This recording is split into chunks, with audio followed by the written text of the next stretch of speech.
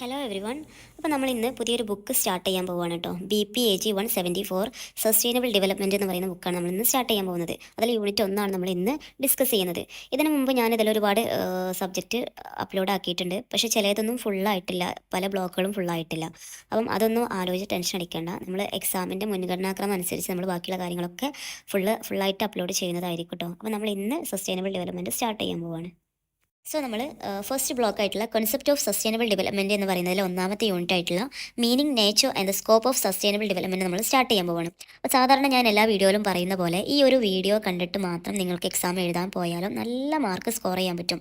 ഇതിലുള്ള ഇമ്പോർട്ടൻ്റ് ആയിട്ടുള്ള എല്ലാ കാര്യം നമ്മൾ കവർ ചെയ്തിട്ടേ നമ്മൾ പോവുള്ളൂ. നല്ല നിങ്ങൾക്ക് മനസ്സിലാവുന്ന രീതിയിലായിരിക്കും എൻ്റെ ക്ലാസ് ഉണ്ടായിരിക്കുക. അപ്പോൾ നിങ്ങൾക്ക് ഈ ഒരു വീഡിയോ കണ്ടിട്ട് വേറൊരു ചാനലിൻ്റെ വീഡിയോ പോയി കാണേണ്ട ആവശ്യം വരില്ല എന്നുള്ളതാണ് ഞാൻ നിങ്ങൾക്ക് തരുന്ന ഉറപ്പ്. അപ്പം എല്ലാവരും മുഴുവനായിട്ട് കാണാൻ ശ്രമിക്കുക. അതുപോലെ തന്നെ മെയിനായിട്ടുള്ള കാര്യം, ഞാനിവിടെ ടെക്സ്റ്റ് ബുക്കിൻ്റെ PDF വെച്ചിട്ടാണ് ഓരോ കാര്യങ്ങളും പറയുന്നത്. അപ്പം നിങ്ങൾ അതിൽ ഇമ്പോർട്ടൻ്റ് ആയിട്ടുള്ള കാര്യങ്ങൾ ടെക്സ്റ്റ് ബുക്ക് എടുത്തിട്ട് നോട്ട് ചെയ്യുക, അല്ലെങ്കിൽ ഒരു ചെറിയൊരു റഫ് ബുക്ക് എടുത്ത് പോയിൻറ്റ്സ് ആക്കിയിട്ടെങ്കിലും അത് നോട്ട് എഴുതിയിട്ട് അത് മാത്രം പഠിക്കാൻ വേണ്ടിയിട്ട് ശ്രമിക്കുക. നിങ്ങൾക്ക് ആ ഒരു പോയിൻറ്റ്സുകൾ മാത്രം എക്സ്പാൻഡ് ചെയ്ത് എഴുതിയാൽ തന്നെ നല്ല മാർക്ക് നിങ്ങൾക്ക് സ്കോർ ചെയ്യാൻ പറ്റും. അപ്പം ആ ഒരു കാര്യം നിങ്ങൾ ഇതിനു മുമ്പ് ശ്രദ്ധിക്കുക കേട്ടോ. പിന്നെ അപ്പോൾ നമുക്ക് സ്റ്റാർട്ട് ചെയ്യാം. ഫസ്റ്റ് ഇതിൽ പറയുന്നത് എന്താണ്? Sustainable development. ഇതിനെക്കുറിച്ചിട്ടാണ് ഈ ഒരു പുസ്തകം ഫുള്ളായിട്ട് നമുക്ക് നോക്കാനുള്ളത്. അപ്പോൾ സസ്റ്റൈനബിൾ ഡെവലപ്മെൻറ്റ് എന്താണെന്നുള്ളത് നമുക്ക് മനസ്സിലായിരിക്കണം. സസ്റ്റൈനബിൾ ഡെവലപ്മെൻറ്റ് എന്നുള്ളത് ചെറിയൊരു രീതിയിൽ പറയുകയാണെങ്കിൽ എന്താണ്, ഈ ഒരു കാലഘട്ടത്തിലുള്ള ആളുകളുടെ ആവശ്യങ്ങളും അതുപോലെ തന്നെ ഇനി വരാനുള്ള കാലഘട്ടത്തിലുള്ള ആളുകളുടെ ആവശ്യങ്ങളും നിറവേറ്റി പോകുന്നതിനെയാണ് എന്ത് പറയുന്നത്? സസ്റ്റൈനബിൾ ഡെവലപ്മെൻറ്റ് എന്ന് പറയുന്നത്. അപ്പം ഡെവലപ്മെൻറ്റ്, നമുക്ക് എല്ലാവർക്കും ഡെവലപ്മെൻറ്റ് വേണം, അവിടെ വികസനം വേണം, ഇവിടെ വികസനം വേണം എന്ന് പറയുമ്പോൾ എന്താണ്, അത് നിലനിൽപ്പുള്ളൊരു വികസനമായിരിക്കണം. ഇപ്പം നമ്മൾ ചെയ്യുന്ന താൽക്കാലികം ഒരു വികസനമായിരിക്കരുത്. അതെന്താണ്, ഇനി വരാനുള്ള ഫ്യൂച്ചർ ജനറേഷൻസിൻ്റെ എല്ലാ അവർക്ക് ആവശ്യമായിട്ടുള്ള കാര്യങ്ങൾ നേടുന്നതോടുകൂടെ തന്നെ നമ്മളിപ്പം ജീവിച്ചിരിക്കുന്ന ഈ ജനറേഷൻസിൻ്റെ ആവശ്യങ്ങളും നേടിയിരിക്കുമ്പോൾ മാത്രമാണ് അതെന്ത് പറയുന്നത്, സസ്റ്റൈനബിൾ ഡെവലപ്മെൻറ്റ് എന്ന് പറയുന്നത്. അപ്പോൾ അതിന് ഏറ്റവും വലിയ ഡെഫിനേഷനായിട്ട് കൊടുക്കാൻ പറ്റുന്നത് development that means present needs without ഹാമിങ് ഫ്യൂച്ചർ ജനറേഷൻസ് എന്നുള്ളതാണ്. നമ്മൾ ഒരിക്കലും ഫ്യൂച്ചർ ജനറേഷൻസിൻ്റെ അവരുടെ നീഡ്സിനെ നമ്മൾ എന്ത് ചെയ്യാൻ പറ്റില്ല, ഇല്ലായ്മ ചെയ്യാൻ പറ്റില്ല. അതുപോലെ തന്നെ നമ്മളിപ്പോൾ പ്രസൻറ്റ് ആയിട്ടുള്ള ജനറേഷൻസിൻ്റെ ആവശ്യങ്ങൾ ഉൾക്കൊണ്ടുകൊണ്ട് തന്നെ നമ്മൾ വരും തലമുറയായിട്ടുള്ള അവരുടെ ആവശ്യങ്ങൾ നിറവേറ്റിക്കൊണ്ടുള്ളതായിരിക്കണം എന്ത് പറയുന്നത്, സസ്റ്റൈനബിൾ ഡെവലപ്മെൻറ്റ് എന്നുള്ളത്. മനസ്സിലായല്ലോ? അത് തന്നെയാണ് സസ്റ്റൈനബിൾ ഡെവലപ്മെൻറ്റ്. അത് മനസ്സിലാക്കി വെക്കുക. എന്താണ് സസ്റ്റൈനബിൾ ഡെവലപ്മെൻറ്റ് എന്ന് പറയുന്നത്? നമ്മൾ ഇപ്പോൾ ഒരു റോഡായിക്കോട്ടെ, വികസനം എന്ന് പല ബിൽഡിങ്ങുകളായിക്കോട്ടെ, ഇതൊന്നും ഒരിക്കലും നമുക്ക് വരും തലമുറയെ എന്താണ് അവരുടെ ഡെവലപ്മെൻറ്റിനെ ഒന്നും ബാധിക്കുന്ന രീതി, അല്ലെങ്കിൽ അവരുടെ ജീവിത ശൈലിയെ പോലും ബാധിക്കുന്ന രീതിയിൽ അവർക്കൊരു ഹാംഫുൾ ആയിട്ടുള്ള ഒരു കാര്യങ്ങൾ നമ്മൾ ചെയ്തു വെക്കരുത് എന്നുള്ളതാണ് നമ്മൾ മനസ്സിലാക്കേണ്ട കാര്യം എന്ന് പറയുന്നത്. നമ്മുടെ ടെക്സ്റ്റിലെ ഇൻട്രൊഡക്ഷൻ എന്ന് പറയുന്ന ഭാഗത്ത് പറയുന്ന പ്രധാനപ്പെട്ട പോയിന്റുകളാണ് കേട്ടോ ഞാൻ പറയുന്നത്. അപ്പോൾ ഈ ഐഡിയ എന്താണെന്ന് മനസ്സിലായില്ലേ? എന്താണ്? We should meet present needs but no harmful future generations. അപ്പം ഇതിൽ പറയും വൈ ഇറ്റ്സ് ഇമ്പോർട്ടൻറ്റ്. എന്താണ് ഈ ഒരു സസ്റ്റൈനബിൾ ഡെവലപ്മെൻറ്റ് ഇമ്പോർട്ടൻ്റ് ആയിട്ടുള്ളത് എന്നുള്ള പറയുന്നത്. അപ്പം നമുക്ക് നാച്ചുറൽ റിസോഴ്സസ് ആയിട്ടുള്ള വാട്ടർ, ഫോറസ്റ്റ്, സോയിൽ, ഇതൊക്കെ നമുക്ക് ഉണ്ടെന്ന് വിചാരിച്ച് ഇതിൻ്റെയൊക്കെ ഓവറായിട്ടുള്ള കൺസംഷൻ എന്താണ്, ഓവറായിട്ടുള്ള യൂസ് എന്തിലേക്ക് കാരണമാകും?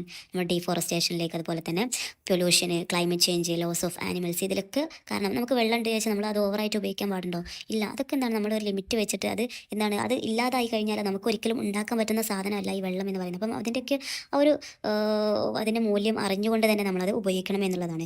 അതുപോലെ തന്നെ ഇതിന് ഒരു ഗ്ലോബൽ ആയിട്ടുള്ള ഇമ്പോർട്ടൻ്റ് ഉണ്ട്. എന്ത്? സസ്റ്റൈനബിൾ ഡെവലപ്മെൻറ്റിന് ഒരു ഗ്ലോബൽ ആയിട്ടുള്ള ഇമ്പോർട്ടൻ്റ് ആണ്. കാരണം യുണൈറ്റഡ് നേഷൻസ് ഈ ഒരു സസ്റ്റൈനബിൾ ഡെവലപ്മെൻറ്റിനെ വളരെയധികം സപ്പോർട്ട് ചെയ്യുന്നുണ്ട്. കാരണം ഈ ഒരു സസ്റ്റൈനബിൾ ഡെവലപ്മെൻറ്റ് എന്ന് പറയുന്നത് എല്ലാ രാജ്യങ്ങളും ഒരുമിച്ച് ചേർന്നാൽ മാത്രമേ ശരിക്കും സസ്റ്റൈനബിൾ ആയിട്ടുള്ള ഡെവലപ്മെൻറ്റ് സാധ്യമാവൂ എന്നുള്ളതാണ്. അതുപോലെ തന്നെ റിന്യൂവബിൾ റിസോഴ്സസിനെ കുറിച്ചിട്ട് പറയുന്നുണ്ട്. എന്താണ് ഈ റിന്യൂവബിൾ റിസോഴ്സസ് എന്ന് പറയുന്നത്? നമുക്ക് ഉണ്ടാക്കാൻ പറ്റുന്ന വിഭവങ്ങളാണ് അല്ലേ.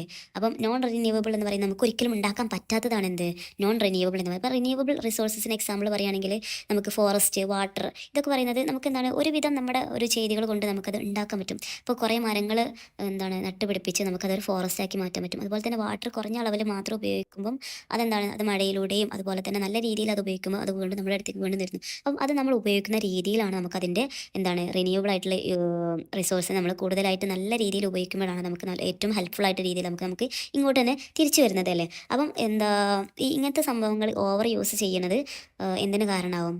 പല തരത്തിലുള്ള ഈ ഒരു സസ്റ്റൈനബിൾ ഡെവലപ്മെൻറ്റിനെയാണ് അത് ബാധിക്കുന്നത്. അതുപോലെ തന്നെ എൻവിറോൺമെൻ്റ് ആയിട്ടുള്ള പല പ്രോബ്ലംസ് നമ്മൾ എൻവിറോൺമെൻറ്റൽ രീതിയിലുണ്ട് അല്ലേ. എന്താണ്? ഗ്ലോബൽ വാർമിങ്, ഓസോൺ ലെയർ ഡിപ്ലീഷന്, ലോസ് ഓഫ് ബയോഡൈവേഴ്സിറ്റി, അതുപോലെ തന്നെ പോപ്പുലേഷൻ എക്സ്പ്ലോയിറ്റേഷൻസ്, ഇങ്ങനത്തെ ഈ ഒരു കാരണങ്ങൾ കൊണ്ടൊക്കെയാണ് എന്ത് പലപ്പോഴും നമുക്ക് പല പ്രശ്നങ്ങളും എൻവിറോൺമെൻ്റ് ആയിട്ടുള്ള പല പ്രശ്നങ്ങളും നമുക്ക് ഉണ്ടാവുന്നത് ഈ ഒരു കാരണങ്ങൾ കൊണ്ടൊക്കെയാണല്ലേ. അപ്പം അതിൻ്റെ കാരണങ്ങൾ ഈ ഒരു ഗ്ലോബൽ വാർമിങ്ങും ഓസോൺ ലെയർ ഡിപ്ലീഷനൊക്കെ ഉണ്ടാവാൻ കാരണം എന്താണ്? നമ്മൾ ഓവറായിട്ടുള്ള കൺസംഷനാണ്, എക്സസീവ് കൺസംഷന്, അല്ലെങ്കിൽ എന്താണ് ഈ ഒരു ഇൻഡസ്ട്രിയലൈസേഷന്, അതുപോലെ തന്നെ എനർജീൻ്റെ ഒക്കെ ഓവറായിട്ടുള്ള യൂസിങ്, ഇതെല്ലാം എന്തിന് കാരണമാവുന്നുണ്ട്? എൻവിറോൺമെന്റൽ പ്രോബ്ലത്തിന് കാരണമാവുന്നുണ്ടെന്നുള്ളത്. അതൊക്കെ നമുക്ക് അറിയാവുന്ന കാര്യങ്ങൾ തന്നെയാണ് ട്ടോ.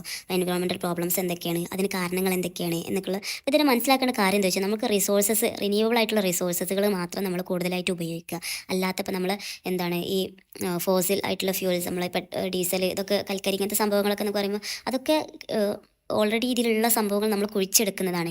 പക്ഷേ സോളാർ, വിൻഡ് ഉപയോഗിച്ച് നമുക്ക് എനർജി ഉണ്ടാക്കാൻ പറ്റുന്നുണ്ട്. ആ എനർജി നമ്മൾ കൂടുതലായിട്ട് ഉപയോഗിക്കുക എന്നുള്ളത് തന്നെയാണ് നമ്മൾ ഏറ്റവും കൂടുതൽ മനസ്സിലാക്കേണ്ട കാര്യം എന്ന് പറയുന്നത്. അപ്പം ഇങ്ങനത്തെ ഈ ഒരു എൻവിറോൺമെൻ്റൽ ആയിട്ടുള്ള ഈ ഒരു പ്രശ്നം ഇല്ലാതിരിക്കാൻ നമ്മൾ എന്തൊക്കെ കാര്യങ്ങളാണ് ശ്രദ്ധിക്കേണ്ടത്?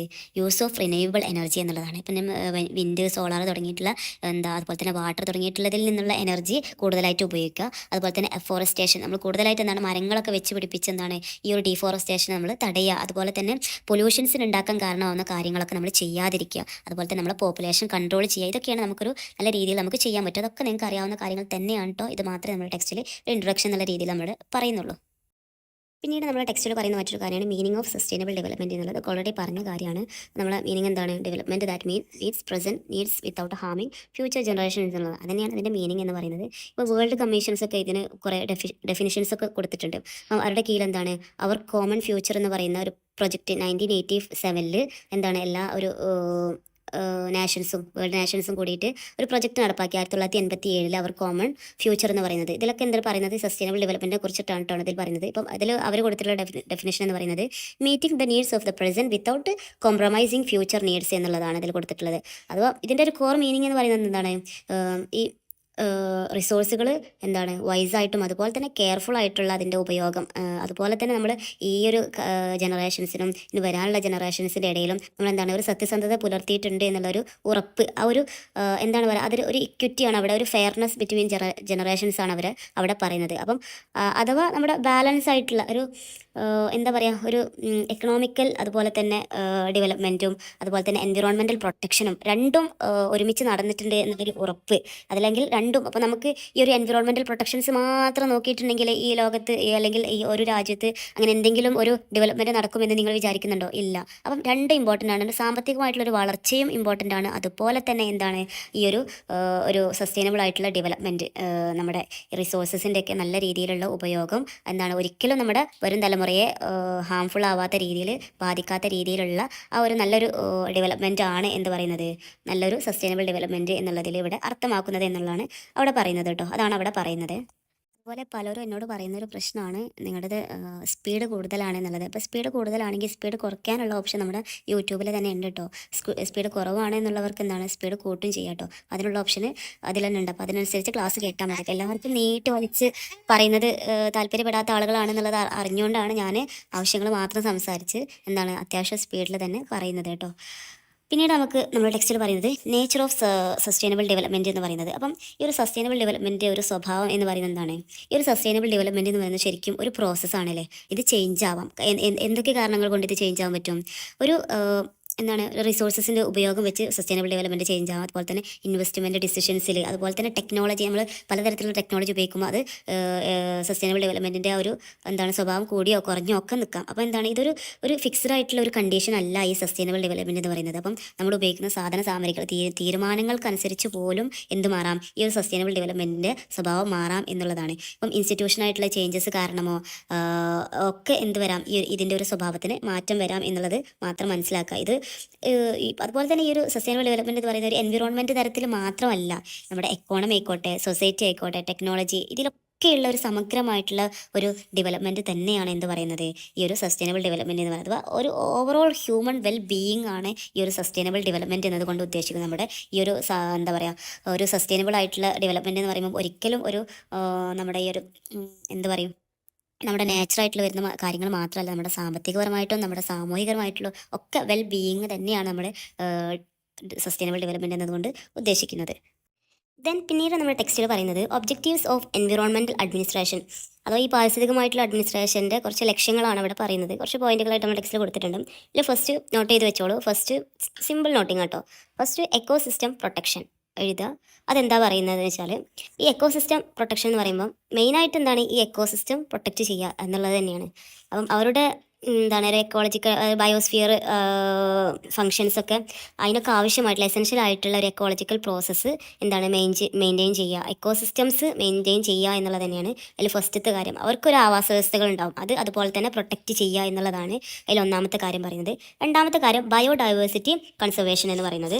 അതിൽ ഇപ്പോൾ ബയോഡൈവേഴ്സിറ്റി എന്ന് പറയുന്നത് എന്താണ്, ജൈവ വൈവിധ്യങ്ങളിലെ അപ്പം എല്ലാ പ്ലാന്റ്സും എല്ലാ ആനിമൽസും, ഇപ്പോൾ പ്ലാന്റ്സിന് എന്താ പറയുക ഫ്ലോറ എന്ന് പറയും, ആനിമൽസിന് എന്താ പറയും ഫ്യൂണ എന്ന് പറയും. അപ്പം എന്താണ് ഫ്ലോറ ഫ്യൂണ തുടങ്ങിയിട്ടുള്ള എല്ലാ വിഭാഗങ്ങളെയും എന്താണ് കൺസേർവ് ചെയ്യുക എന്നുള്ളതാണ് രണ്ടാമത്തെ പോയിന്റ് അതിൽ പറയുന്നത്. അതുപോലെ സസ്റ്റൈനബിൾ യൂസ് ഓഫ് റിസോഴ്സസ് മൂന്നാമതായിട്ട് പറയുന്നത്. അപ്പം ഇതിനൊന്നും ഞാനൊരു പ്രത്യേകമായിട്ടുള്ള ഒരു നോട്ട് തരേണ്ട ആവശ്യമില്ല, നിങ്ങൾക്ക് എന്നിട്ട് അറിയാം സസ്റ്റൈനബിൾ യൂസ് ഓഫ് റിസോഴ്സസ്.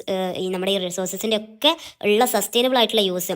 അപ്പോൾ എന്താണ് നമ്മൾ ഓവറായിട്ടുള്ള നാച്ചുറൽ റിസോഴ്സിന് എന്താണ് ഓവറായിട്ട് നമ്മൾ യൂസ് ചെയ്യാതൊക്കെ ഒരു ഓവർ യൂസ് എന്താണ് അവോയ്ഡ് ചെയ്യുക എന്നുള്ളതൊക്കെയാണ് അതിൽ പറയുന്നത്. നാലാമത്തേത് പറയുന്നത് പൊല്യൂഷൻ കൺട്രോളാണ്. ഇപ്പം എന്താണ് ഈ എൻവിറോൺമെൻറ്റിന് ഡാമേജ് ഉണ്ടാക്കുന്ന പലതരത്തിലുള്ള എന്താ എന്താ പറയുക പൊല്യൂഷൻസ് ഉണ്ടാവാറുണ്ടല്ലേ. അപ്പം അതിനൊക്കെ കൺട്രോൾ ചെയ്യുക എന്നുള്ളതാണ് നാലാമത് പറയുന്നത്. ഈ പൊല്യൂഷൻസ് ഉണ്ടാക്കാനുള്ള സംഭവങ്ങൾ, അതുപോലെ എൻവിറോൺമെൻറ്റൽ ഡാമേജ് ഉണ്ടാക്കാനുള്ള സംഭവങ്ങളൊക്കെ അവോയ്ഡ് ചെയ്യുക എന്നുള്ളതാണ് അതിൽ പറയുന്നത്. ദെൻ അഞ്ചാമതായിട്ട് പറയുന്നത് എൻവിറോൺമെൻറ്റൽ സ്റ്റാൻഡേർഡ്സ് എന്ന് പറയുന്നത്, അഥവാ set proper rules and standard for protection. ഇപ്പോൾ നമ്മൾ എൻവിറോൺമെൻറ്റ് പ്രൊട്ടക്റ്റ് ചെയ്യണം എന്നൊക്കെ പറഞ്ഞാൽ എല്ലാവരും തീരുമാനം എടുക്കുന്നതിനുപരി എന്ത് വേണം, അവിടെ നല്ലൊരു റൂൾ വേണം, നല്ലൊരു ലോ വേണം. അങ്ങനെ ചെയ്യാൻ പാടില്ല, അങ്ങനെ ചെയ്യാൻ പാടില്ല എന്നുള്ളത് എന്താണ് ഒരു നിയമം വേണം. ആ നിയമത്തിനനുസരിച്ചിട്ടാണ് അപ്പം എല്ലാവരും എന്ത് ചെയ്യുള്ളൂ, സഹകരിക്കുള്ളൂ. അപ്പം അതവിടെ നിർബന്ധമാണെന്നുള്ളതാണ് പറയുന്നത്. പിന്നെ ആറാമത് പറയുന്നത് പ്രയോർ എൻവിറോൺമെൻറ്റൽ അസസ്മെൻറ്റ്, അഥവാ ലോസ്, പൊളിറ്റിക്സ്, പ്രൊജക്റ്റ്, ടെക്നോളജീസ് ഇതെല്ലാം എന്താണ് ഒരു സസ്റ്റൈനബിലിറ്റി സപ്പോർട്ട് ചെയ്യുന്നുണ്ടോ എന്ന് നോക്കണം. അപ്പം കുറേ നിയമങ്ങളും കാര്യങ്ങളൊക്കെ ഉണ്ടായിട്ട് കാര്യമുണ്ടോ, പക്ഷേ ഇതെല്ലാം എന്താണ് ഒരു സസ്റ്റൈനബിൾ ആയിട്ടുള്ള ഡെവലപ്മെൻറ്റ് അതിനെ സപ്പോർട്ട് ചെയ്യുന്നുണ്ടോ എന്നുള്ളത് ഉറപ്പ് വരുത്തേണ്ട ആരുടെ ഉത്തരവാദിത്തമാണ്? അതെ, എൻവിറോൺമെൻറ്റൽ അഡ്മിനിസ്ട്രേഷൻ്റെ ഉത്തരവാദിത്തമാണല്ലേ. അതുപോലെ തന്നെ ലാസ്റ്റ് ആയിട്ട് പറയുന്നത് ട്രാൻസ്പാരൻസിയും പബ്ലിക് ഇൻഫർമേഷൻ, അഥവാ നമ്മുടെ ഈ പബ്ലിക് ഇൻഫർമേഷൻ നമ്മൾ അപ്പം തന്നെ ഷെയർ ചെയ്യണം. അപ്പോൾ അഥവാ ഇൻഫർമേഷൻ ഫുള്ളായിട്ട് ഓപ്പൺ ആയിട്ട് പബ്ലിക്കിൻ്റെ മുമ്പിൽ നമ്മൾ പറയണം. എങ്കിൽ ഈ ഒരു പബ്ലിക്കിൻ്റെ പാർട്ടിസിപ്പേഷൻ എന്ന് പറയുന്നത് വളരെ ഇമ്പോർട്ടൻ്റ് ആണ്. പബ്ലിക്ക് അങ്ങനെ ആയെങ്കിൽ മാത്രമേ അവരുടെ ഒരു സപ്പോർട്ട് ഉണ്ടെങ്കിൽ മാത്രമേ എന്താണ് ഈ പൊല്യൂഷൻസിനൊക്കെ ഇല്ലാതായിട്ട് നല്ല രീതിയിലുള്ള ഒരു നയപരമായിട്ടുള്ള കാര്യങ്ങളൊക്കെ മുന്നോട്ട് കൊണ്ട് നടത്താൻ കഴിയുള്ളൂ. അപ്പം എന്താണ് അതിന് ഒരു ട്രാൻസ്പെറൻസി ഉള്ള കാര്യങ്ങളൊക്കെ ജനങ്ങളോട് തുറന്ന് പറഞ്ഞ് എന്തൊക്കെ കാര്യങ്ങൾ ശ്രദ്ധിക്കണം എന്നുള്ള കാര്യങ്ങളൊക്കെ തുറന്ന് പറഞ്ഞൊരു ട്രാൻസ്പാരൻസി എവിടെ വേണം, ആ ഒരു മേഖലയിൽ വേണം എന്നുള്ളതാണ് അവസാനമായിട്ട് പറഞ്ഞു വെക്കുന്നത്. ദെൻ ഈ ഒരു പാഠഭാഗത്തെ ഏറ്റവും ഇമ്പോർട്ടൻ്റ് ആയിട്ടുള്ള ടോപ്പിക് തന്നെയാണ് സ്കോപ്പ് ഓഫ് സസ്റ്റൈനബിൾ ഡെവലപ്മെൻറ്റ് എന്ന് പറയുന്നത്. ഇമ്പോർട്ടൻ്റ് ആണ് കേട്ടോ. അപ്പം ഈ ഒരു കാര്യം എന്താണെന്നുള്ളത് നോക്കാം നമുക്ക്. ഇപ്പം എന്താണ് സസ്റ്റൈനബിൾ ഡെവലപ്മെൻറ്റ് എന്താണെന്ന് ഇനി വീണ്ടും പറയേണ്ട ആവശ്യം ഇല്ല എന്ന് തോന്നുന്നു. അപ്പം എന്താണ് ആ റിസോഴ്സസിൻ്റെയൊക്കെ ഒരു പ്രോപ്പറായിട്ടുള്ള ഉപയോഗം, അതുപോലെ തന്നെ നമ്മളെന്താണ് ഈ ഒരു വരും തലമുറയെ മാനിച്ചുകൊണ്ടുള്ള പ്രോപ്പറായിട്ടുള്ള ഈ ഒരു കാലഘട്ടത്തിലെ ഉപയോഗം എന്നുള്ളതാണ് അവിടെ പറയുന്നത്. ഇത് 4 തരത്തിലുള്ള മേജർ ഡയമെൻഷൻസ്, 4 മേജർ ഡയമെൻഷൻസിനെ കവർ ചെയ്യുന്നുണ്ട് ഈ ഒരു സ്കോപ്പ്. അപ്പോൾ ഈ സ്കോപ്പ് ഓഫ് സസ്റ്റൈനബിൾ ഡെവലപ്മെൻറ്റ് എന്ന് പറയുമ്പോൾ 4 കാര്യങ്ങൾ മാത്രം നിങ്ങൾ ആലോചിക്കുക. ഒന്നാമത്തെ സ്കോപ്പ് എന്തൊക്കെയാണ്? ഒന്നാമത്തെ സ്കോപ്പ് സോഷ്യൽ ഡയമെൻഷൻ, രണ്ടാമത്തെ സ്കോപ്പ് ഇക്കണോമിക് ഡയമെൻഷൻ, ദെൻ മൂന്നാമത്തെ സ്കോപ്പ് എൻവിറോൺമെൻറ്റൽ ഡയമെൻഷൻ, ദെൻ നാലാമത്തെ സ്കോപ്പ് ഇൻസ്റ്റിറ്റ്യൂഷണൽ ഡയമെൻഷൻ. ഇതെന്തായാലും ഉറപ്പായിട്ട് പഠിച്ചു വെക്കാം. അറ്റ്ലീസ്റ്റ് ഈ 4 ഹെഡിങ്ങുകളെങ്കിലും നിങ്ങളുടെ മനസ്സിൽ ഉണ്ടാവട്ടെ. മറ്റുള്ള കാര്യങ്ങളൊക്കെ നമുക്ക് ബാക്കി എഴുതുമ്പോഴൊക്കെ നമ്മളെ മനസ്സിലേക്ക് കൊണ്ടുവരാവുന്ന നമുക്ക് എന്താ പറയുക നമുക്ക് ചിന്തിച്ച് വെക്കാവുന്ന കാര്യങ്ങളേ ഉണ്ടാവുള്ളൂ. അപ്പം ഈ സ്കോപ്പ് എന്ന് പറയുമ്പം ഈ 4 കാര്യങ്ങൾ social dimension, economic dimension, environmental dimension, then institutional dimension, ഇത് 4 കാര്യങ്ങളും ആലോചിക്കും. അപ്പം ഈ ഒരു ഫസ്റ്റത്തെ സോഷ്യൽ ഡയമെൻഷൻ എന്നതുകൊണ്ട് എന്താണ് ഉദ്ദേശിക്കുന്നത്? സ്കോപ്പ് എന്ന് പറയുമ്പോൾ നമുക്കറിയാം സാധ്യതകൾ അല്ലേ. അപ്പം ഈ സോഷ്യൽ ഡയമെൻഷൻസ് എന്ന് പറയുന്നത് കൊണ്ട് എന്താണ് ഉദ്ദേശിക്കുന്നത്? ഇതിലൂടെ ആയിട്ട് സോഷ്യൽ ഡയമെൻഷൻ എന്ന് പറയുമ്പോൾ ഈ സോഷ്യൽ ഒരു സാമൂഹിക മേഖലയിൽ എന്താണ് ഒരു സ്ട്രോങ് ആയിട്ടുള്ള ഹെൽത്തി ആയിട്ടുള്ള ഒരു സമൂഹത്തെ വാർത്തെടുക്കുക എന്നുള്ളതാണ് ഈ ഒരു സസ്റ്റൈനബിൾ ഡെവലപ്മെൻറ്റ് കൊണ്ട് ഉദ്ദേശിക്കുന്നത്. സോഷ്യൽ വിഭാഗത്തിൽ എന്താണ് ഹെൽത്തി ആയിട്ടുള്ള ഒരു തലമുറയെ വാർത്തെടുക്കുക, അതുപോലെ തന്നെ സീറോ ഹങ്ങർ ആയിട്ടുള്ള ഒരു ഗുഡ് ഹെൽത്തി ആയിട്ടുള്ള ഒരു വെൽ ബീയിങ് സമൂഹത്തിന് കൊടുക്കുക എന്നുള്ളത്. അതുപോലെ തന്നെ ക്വാളിറ്റി എഡ്യൂക്കേഷൻ, പോപ്പുലേഷൻ കൺട്രോൾ, ഇതൊക്കെ ജെൻഡർ ഇക്വാളിറ്റി എല്ലാം നിറഞ്ഞുകൊണ്ടിട്ടുള്ള ഒരു നല്ല ഒരു സോഷ്യൽ ഡയമെൻഷൻ, അഥവാ ഒരു ഹ്യൂമൻ നല്ലൊരു വെൽബീയിങ്ങിന് വേണ്ടിയിട്ടുള്ള ആളുകൾ എന്താണ് അതിലേക്ക് പ്രാപ്തരാക്കുക, നല്ല ആരോഗ്യം കൊടുത്ത് നല്ല വിദ്യാഭ്യാസം കൊടുത്ത് നല്ല രീതിയിൽ സാമൂഹികപരമായിട്ടുള്ള ചുറ്റുപാടുകൾ ഉയർത്തുക എന്നുള്ളതാണ് ഒന്നാമത്തെ സ്കോപ്പ് എന്ന് പറയുന്നത് സോഷ്യൽ ഡയമെൻഷനിൽ പറയുന്നത് കേട്ടോ. അപ്പോൾ സോഷ്യൽ എന്ന് പറയുമ്പോൾ സാമൂഹികം ആലോചിക്കുക. അപ്പോൾ സാമൂഹികം എന്ന് പറയുമ്പോൾ നമ്മുടെ ആരോഗ്യം, നമ്മുടെ എഡ്യൂക്കേഷൻ, നമ്മുടെ ജെൻഡർ ഇക്വാലിറ്റി, അതുപോലെ തന്നെ ഹെൽത്ത്, ഒരു പോവർട്ടി ഇല്ലാത്ത നോ ഹങ്കർ സീറോ ഹങ്കർ ആയിട്ടുള്ള രീതിയിലുള്ള ആ ഒരു മുന്നേറ്റമാണ് സോഷ്യൽ ഡയമെൻഷൻസിൽ കാര്യമായിട്ട് പറയുന്നത്. ദെൻ ഇക്കണോമിക് ഡയമെൻഷൻ പറയുന്നത് എന്താണ് ഈ ഒരു എന്താ പറയുക സസ്റ്റൈനബിൾ ഡെവലപ്മെൻറ്റ് മാത്രം ഇങ്ങനെ മുന്നോട്ട് കൊണ്ടുപോയാൽ മതിയോ? ഇല്ല, അതിലൂടെ എന്താണ് സാമ്പത്തികമായിട്ടുള്ള നേട്ടങ്ങളും കൂടെ കൈവരിക്കണം എന്നുള്ളതാണ് ഈ ഒരു ഇക്കണോമിക് ഡയമെൻഷനിൽ പറയുന്നത്. അപ്പം ഈ ഇക്കണോമിക് ആയിട്ടുള്ള വെൽ ബീയിങ് ഇമ്പ്രൂവ് ചെയ്യുക, അതുപോലെ തന്നെ എംപ്ലോയ്മെൻറ്റ് ഓപ്പർച്യൂണിറ്റീസ് ഉണ്ടാക്കുക, വിമൺ എംപവർമെൻറ്റ്, അതുപോലെ തന്നെ സസ്റ്റൈനബിൾ ആയിട്ടുള്ളൊരു എക്കണോമിക് ഗ്രോത്ത് ഉണ്ടാക്കുക, റെസ്പോൺസിബിൾ ആയിട്ടുള്ള കൺസംപ്ഷൻ. നമ്മൾ ഈ ഒരു സംഭവങ്ങളൊക്കെ നമ്മൾ കൺസെപ്റ്റ് ചെയ്യുമ്പോഴാണ് ഒരു റെസ്പോൺസിബിൾ ആയിട്ടുള്ള ഒരു കൺസംപ്ഷൻ ഉണ്ടാവണം. അതുപോലെ തന്നെ അതിൻ്റെ പ്രൊഡക്ഷനും അതുപോലെ തന്നെ പ്രോപ്പർ ആയിട്ടൊരു മാനേജ്മെൻറ്റും എന്തിനു വേണം, ഈ നാച്ചുറൽ റിസോഴ്സസ് നമ്മൾ കൈകാര്യം ചെയ്യുമ്പം ഒരു പ്രോപ്പർ ആയിട്ടുള്ള മാനേജ്മെൻറ്റ് വേണം, നല്ല പ്രൊഡക്ഷൻ വേണം. അതുപോലെ തന്നെ റെസ്പോൺസിബിൾ ആയിട്ടുള്ള കൺസംപ്ഷൻ മാത്രം, നമ്മുടെ ഉപഭോഗം അറിഞ്ഞ് മാത്രം നമ്മൾ അത് പ്രവർത്തിക്കാൻ പറ്റുള്ളൂ. അപ്പം ഇങ്ങനത്തെ കാര്യങ്ങളൊക്കെയാണ് ഈ എക്കണോമിക് ഡയമെൻഷനിൽ നമ്മൾ ശ്രദ്ധിക്കേണ്ട കാര്യം. അഥവാ സാമ്പത്തികപരമായിട്ടുള്ള ഒരു ഒരു എന്തും കൂടെ നോക്കണം ഇതിലൂടെ.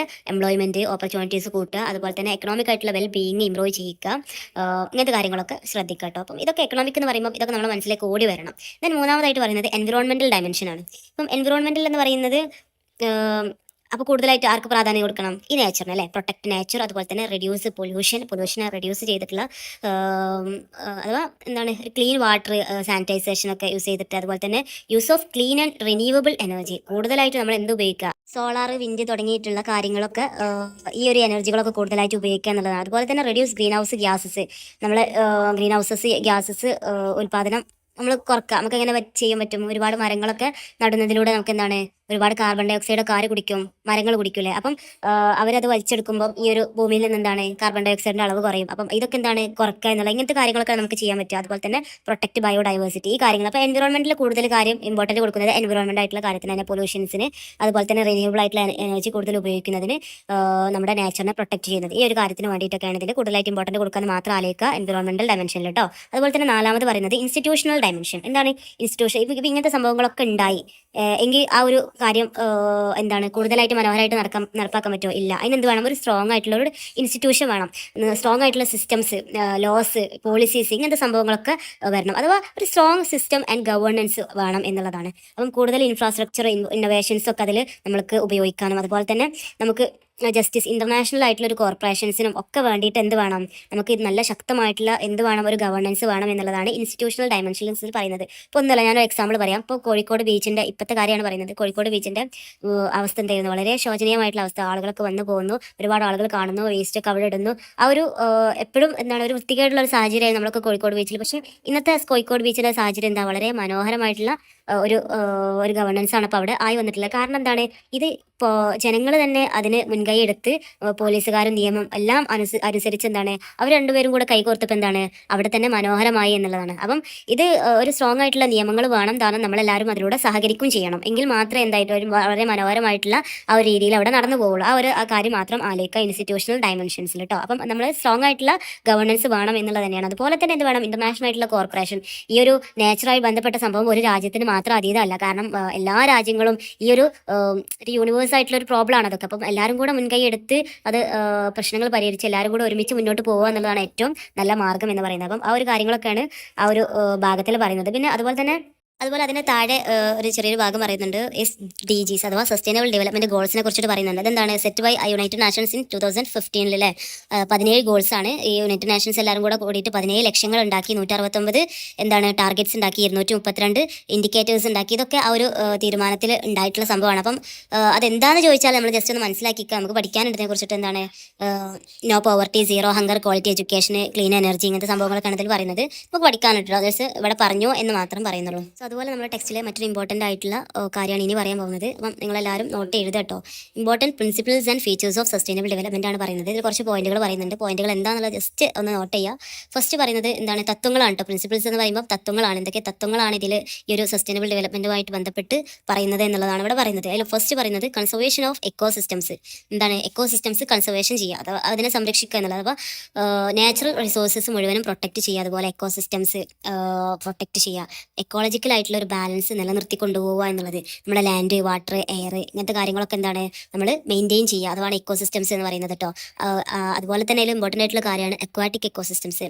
നമ്മളിപ്പം കടലിലുള്ള അക്വാറ്റിക് എന്ന് പറയുമ്പം വെള്ളത്തിൽ ജീവിക്കുന്ന ജീവജാലങ്ങളുണ്ടല്ലോ, അവരുടെ എക്കോസിസ്റ്റംസ് നമ്മൾ എന്ത് ചെയ്യണം, പ്രൊട്ടക്റ്റ് ചെയ്യണം. അപ്പോൾ നമ്മൾ കടലിൽ വേസ്റ്റുകളൊക്കെ കൊണ്ട് തള്ളിയാൽ അത് ആർക്കാണ്, അക്വാട്ടിക് ആയിട്ടുള്ള ആനിമൽസിനാണ് അത് കൂടുതലായിട്ട് ബാധിക്കുക. അപ്പം ഇങ്ങനത്തെ കാര്യമാണ് അതിൽ കൺസർവേഷൻ ഓഫ് എക്കോസിസ്റ്റംസ്. അവരുടെ എന്താണ് എക്കോസിസ്റ്റം, ആവാസ വ്യവസ്ഥ നിലനിർത്തിക്കൊണ്ട് തന്നെ അവരെന്താണ് പ്രൊട്ടക്റ്റ് ചെയ്യുക എന്നുള്ളതാണ് ഒന്നാമത്തെ കാര്യം. രണ്ടാമത്തെ കാര്യം സസ്റ്റൈനബിൾ ഡെവലപ്മെൻറ്റ് ഓഫ് സൊസൈറ്റി.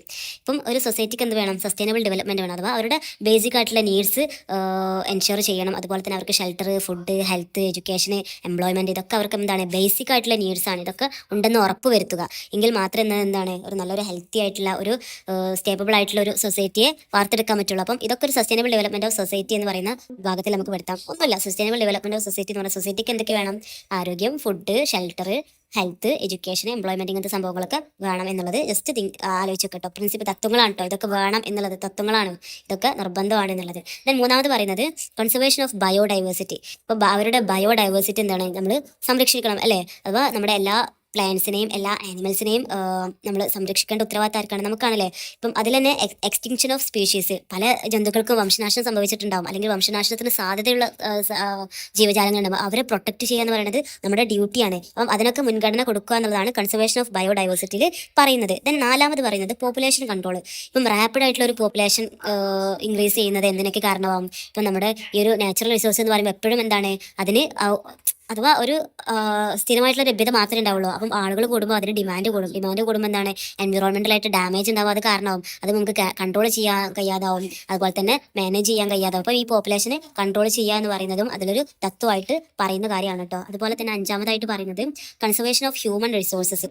ഇതിൽ പറയുന്നത് വെച്ചാൽ ഹ്യൂമൻ സ്കില്ലിനെ എഡ്യൂക്കേഷനിലൂടെ ഡെവലപ്മെൻറ്റ് ചെയ്യുക എന്നുള്ളത്. അതുപോലെ ഹെൽത്ത് കെയർ അല്ല ട്രെയിനിങ് ഒക്കെ കൊടുത്ത് ആളുകളെ സജ്ജമാക്കുക എന്തിനു വേണ്ടിയിട്ട്?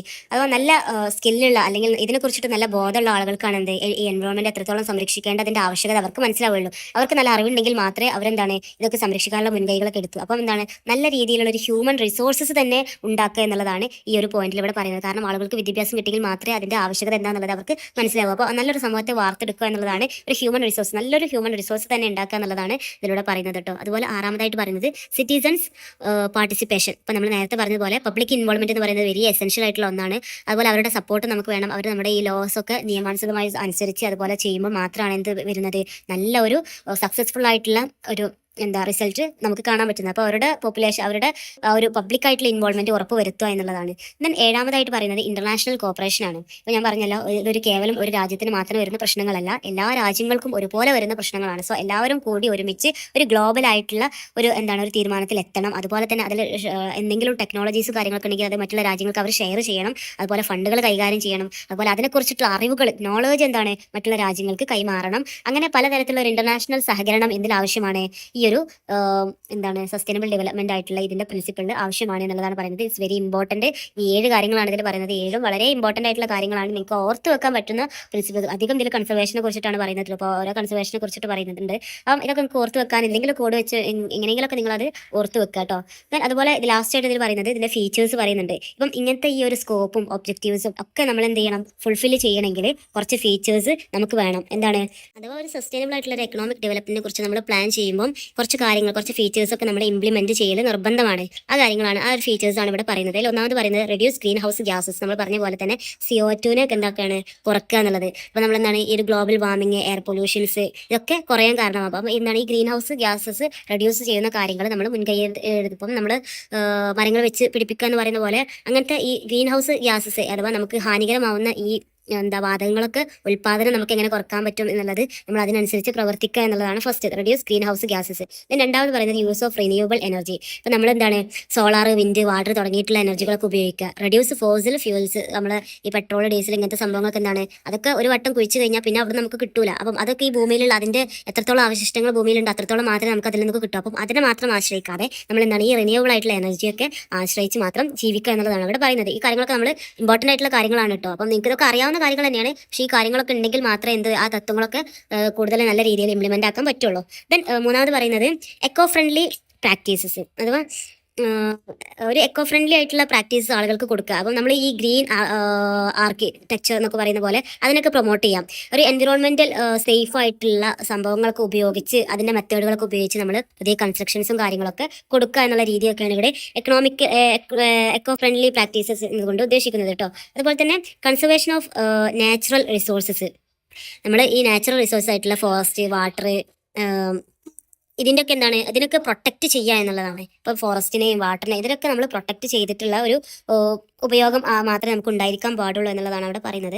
അഞ്ചാമതായിട്ട് പറയുന്നത് കൺട്രോൾഡ് കൺസംഷൻ അഥവാ production capacity of renewable resources. ഇപ്പം ഏത് റിന്യൂവബിൾ റിസോഴ്സസ് ആണെങ്കിൽ പോലും അതിനെന്താണ് ഒരു പ്രൊഡക്ഷൻ കപ്പാസിറ്റി ഉണ്ടാവും. അപ്പം അതിനനുസരിച്ച് മാത്രം ഉപയോഗിക്കുക എന്നുള്ളതാണ്. അപ്പം നമുക്ക് എത്രത്തോളം ഉണ്ടാക്കാൻ പറ്റും, ഉൽപ്പാദിപ്പിക്കാൻ പറ്റുമോ അതിനനുസരിച്ച് മാത്രം ഉപയോഗിക്കുക. അത് ഉൽപ്പാദനം കുറവും ഉപഭോഗം കൂടുതലായി എന്ത് സംഭവിക്കും, അപ്പം ആ ഒരു സംഭവം ഉണ്ടാവരുത്. ആ ഒരു കാര്യങ്ങളൊക്കെയാണ് ഇതിൽ നിർബന്ധമായിട്ട് ഒരു ഫീച്ചേഴ്സ് ആയിട്ട് പറയുന്നത്. ഈ സംഭവങ്ങളൊക്കെ ശ്രദ്ധിച്ചെങ്കിൽ മാത്രമേ നല്ല രീതിയിലുള്ള പ്രിൻസിപ്പിൾസ് നമുക്ക് ഇവിടെ എന്താക്കാൻ പറ്റുള്ളൂ, ഇംപ്ലിമെന്റ് ആക്കാൻ പറ്റുള്ളൂ എന്നുള്ള കാര്യങ്ങളാണ് ഈ ഒരു യൂണിറ്റിൽ ത്രൂ ഔട്ട് പറയുന്നത്. ഇമ്പോർട്ടൻ്റ് ആയിട്ടുള്ള കാര്യങ്ങൾ മുഴുവൻ ഞാൻ കവർ ചെയ്തിട്ടുണ്ട്. ഇതിൽ ഇല്ലാത്ത ഞാൻ പറയാത്തതായിട്ടൊന്നും എക്സാമിന് ചോദിക്കില്ല. എല്ലാ കാര്യങ്ങളും ഞാൻ കവർ ചെയ്തിട്ടുണ്ട്. അപ്പോൾ ഇമ്പോർട്ടൻ്റ് ആയിട്ടുള്ള സ്കോപ്പുകൾ അതുപോലെ തന്നെ എന്താണ് പ്രിൻസിപ്പിൾസ് ഇവയൊക്കെ ഭയങ്കര ഇമ്പോർട്ടൻ്റ് ആയിട്ടുള്ള കാര്യമാണ്. അപ്പം ഇതൊക്കെ എല്ലാവരും പഠിച്ചു വെക്കുക. എന്തെങ്കിലും ഡൗട്ടുള്ള കാര്യങ്ങളുണ്ടെങ്കിൽ ചോദിക്കാം കേട്ടോ.